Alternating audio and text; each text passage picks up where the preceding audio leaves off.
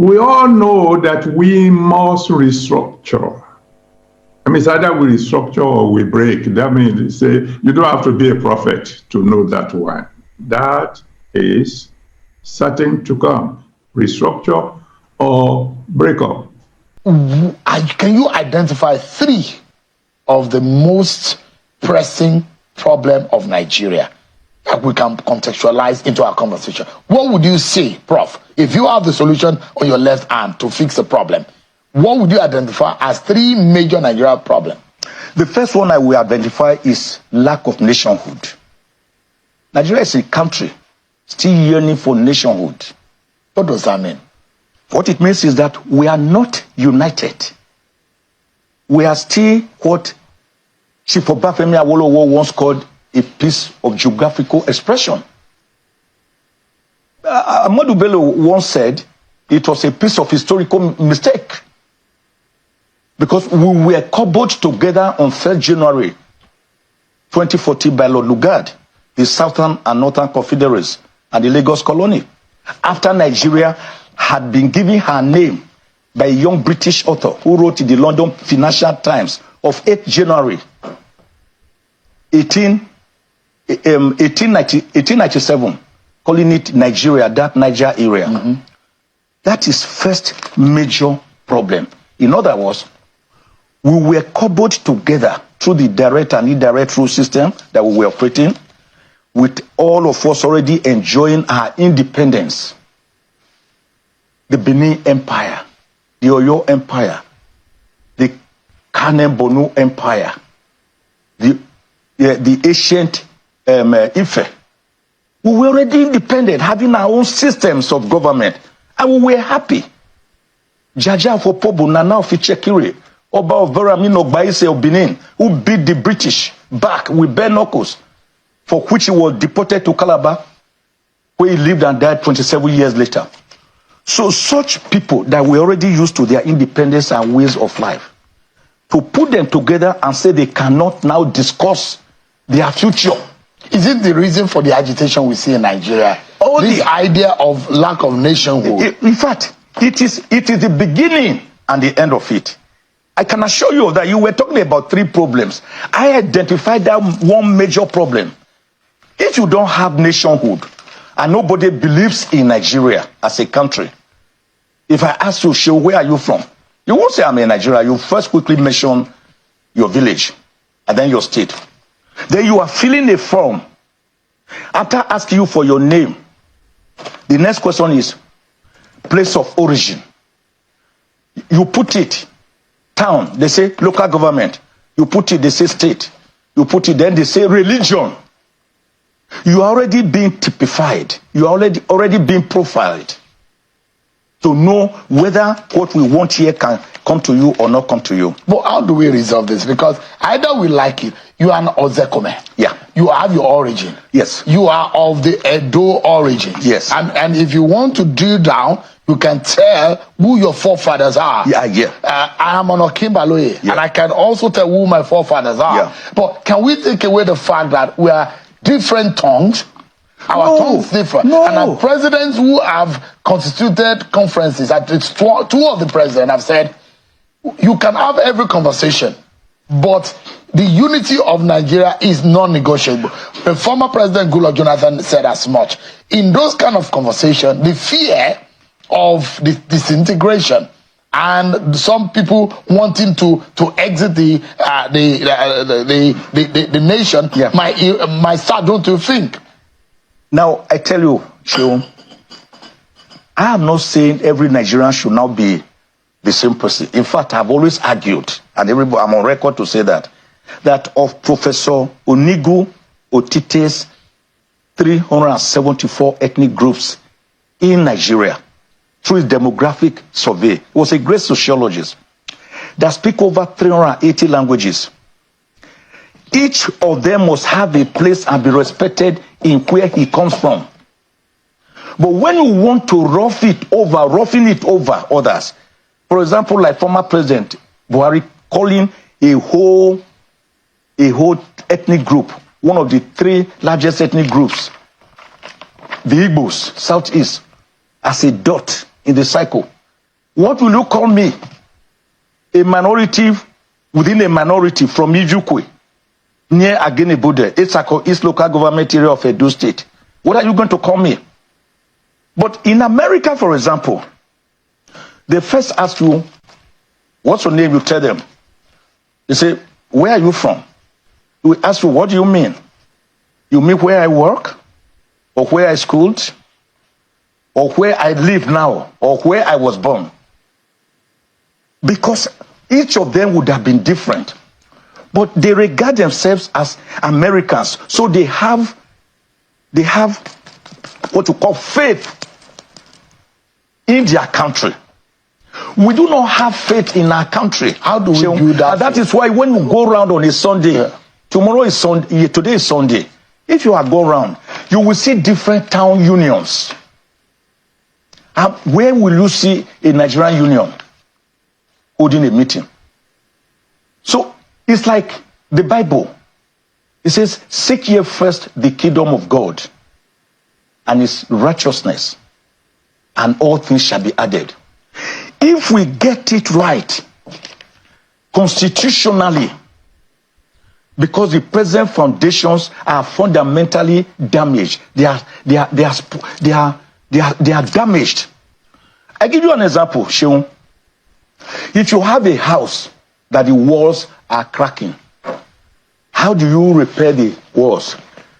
Do you go to the walls, you take a hammer, you begin to chisel it with a chisel, right? Then you get cement, mortar. You call it bricklayer and say, help me patch this wall. He patches it. In 1 or 2 months' time, more chaos, more gullies, more cracks appear on the wall. You have to look for the cause of that wall. You discover that there's a big tree in your compound whose trees have sprouted. They have become so big that they have gone towards the foundation of the house, and is what is actually threatening it to fall. What do you do to that tree? You don't go to the tree and cut off the branches, because the branches will grow anyway again, and the walls will continue to crack. You go to the tree, To the roots, uproot it. So You see, when we begin to talk about Nigeria, in the year 2060, the first question that a mathematician will want to ask is, one, are we sure there will be Nigeria in the year 2060? In other words, you're talking about something that you are not 100% sure will be there at the time you are talking about it.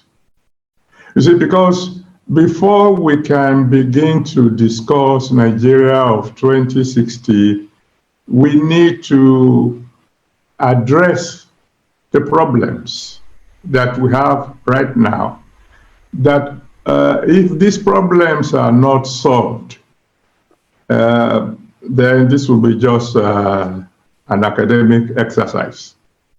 Not that I don't enjoy the exercise. I mean, it's very refreshing.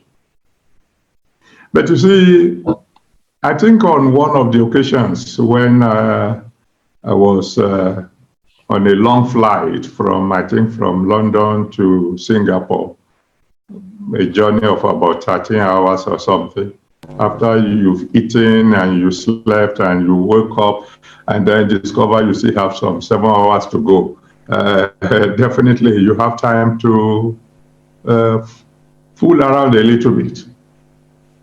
And then I was thinking about Nigeria.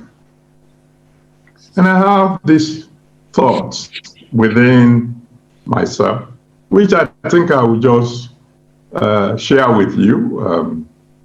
By the time I finish sharing it, you are likely to consider it a joke from a mathematician, because after all, mathematicians can be eccentric at times.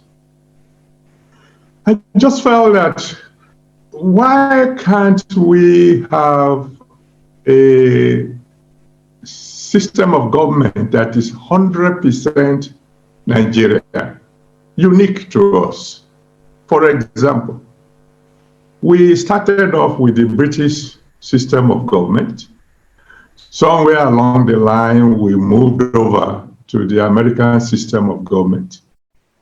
And I was just wondering, can't we have a combination of both and see whether it could help us solve a problem? You see, because in mathematics, if we want to solve a problem and you try what we call real analysis and it doesn't work, then you move on to complex analysis and see if that will help you. If that fails, you move on to vector analysis and so on. I believe that probably we might need to look at the problem of Nigeria in a slightly different manner. You see, because some people feel that all our problems will be over if Nigeria should break up. I think that is trying to solve the problem of Nigeria as if it's a simple equation problem. The problems of Nigeria will require quite a bit of simultaneous equations, and some of them are not going to be linear either. Forgive me, I'm talking as a mathematician. So I was thinking, why can't we, for example, have a system of government that will create a kind of what I would call United States of Nigeria? And let me explain. We all know that we must restructure. I mean, it's either we restructure or we break. That means, say, you don't have to be a prophet to know that one. That is certain to come. Restructure or break up. Now, we don't want to break up. I mean, God forbid. In restructuring, why don't we have, like I said, a Nigerian kind of democracy? At the federal level, for example, why don't we have a president and a prime minister? Hey, what do you mean? Well, if we have a president and a prime minister and we share responsibilities between these two so that one is not an appendage of the other.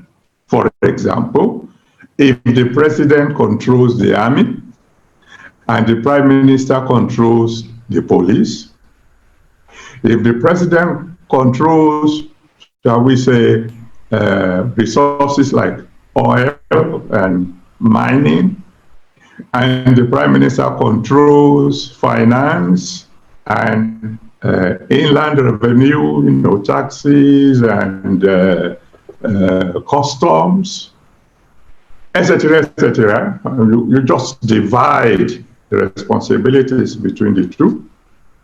And then you come to the state level.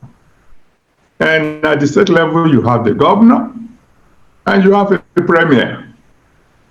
And again, you distribute responsibilities between these people in such a manner that one cannot really go all alone without the other.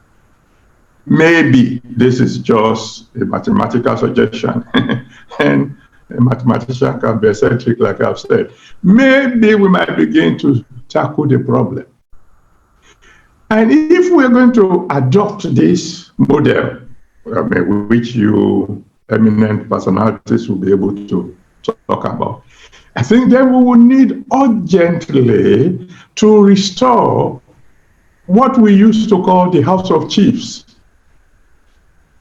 I have a feeling that one of our major problems is that we have pushed the traditional rulers to the background. And I believe that's a great error, particularly for a country like Nigeria. You see, I find it very ridiculous that one will ask a traditional ruler to inform the chairman of his local government before he travels. Go to any town in Nigeria. Everybody in the town knows who is the paramount ruler, and they respect him. Many of them don't even know the name of the chairman of their local government. The traditional rulers are the actual landlords. They control the respect of their people. Their people will listen to them much more than, I'm sorry to say, they will listen to some politicians. And so just like they have, say, the House of Lords in Britain, why can't we have the House of Chiefs? We might expand it and include in that House of Chiefs, as they do in Britain, include some religious leaders, bishops. I'm not a bishop, I'm a pastor, so don't think I'm including myself. Bishops, chief imams, and so on and so on. These are people who can shape the opinions of the people. I'm just putting that one as a little presentation to those of you who can think about it. Maybe it will help us to get Nigeria going. And then, without any doubt, we must restructure and do it as soon as possible. A United States of Nigeria is likely to survive much more than our present structure. Just as we've heard in the video, Nigeria urgently needs a regional government. Yet, despite the clear benefits, many in the north oppose this idea, primarily because it threatens their hold on centralized power and resources. Their resistance is rooted in self-interest, as a regional system will reduce the dominance of any single group and distribute authority more fairly across the country. By clinging to the status quo, they undermine national progress and deepen divisions. This opposition only fuels frustration in other parts of Nigeria, where calls for secession have become louder as people feel ignored and marginalized. Nigeria's future depends on embracing regional government as a way to heal these fractures. Regional autonomy would allow each area to manage its affairs, resources, and development according to its unique needs, reducing the feelings of exclusion that drive separatist movements. Instead of pushing for division, the answer lies in restructuring power so every region has a stake in the nation's success. Regional government is not just a political preference, it is a necessary step to keep Nigeria united and prosperous in the face of growing demands for secession.